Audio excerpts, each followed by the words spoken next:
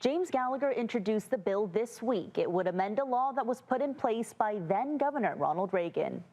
In emergencies, it's certainly important that we have an executive that has the power to do things quickly, but there needs to be a balance. Republican Assemblymember James Gallagher is pushing legislation that would limit any state of emergency declared by the governor to 90 days. Any extension would need the legislature's vote. You know, hey, are things being done properly? Is there some oversight? Is there a need for further emergency powers or not?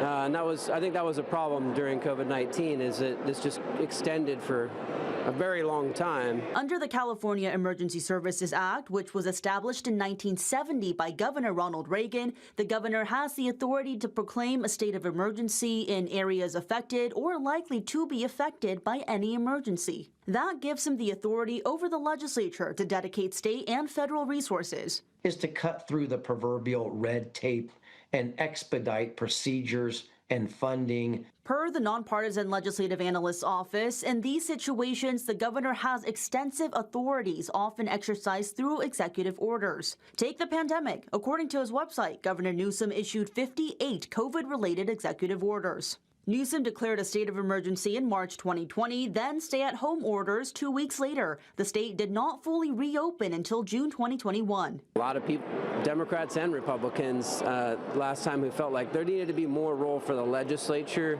And Newsom did face legal challenges over some of his orders, like mask mandates and the forced closure of businesses. The courts largely sided with Newsom, citing unprecedented times. The question really was, how far does the governor's power, or how broad is the governor's power? Legislative analyst Chris McKaylee says when it comes to concerns over lack of legislative oversight in emergency situations, the only ability to change that or to narrow the scope of the governor's power is to narrow the Emergency Services Act. And to change state law, the approval of both the legislature and governor is needed. That is what Gallagher is initiating. Newsom's office declined to comment, noting they don't typically comment on pending legislation. The Democratic caucus also declined to comment.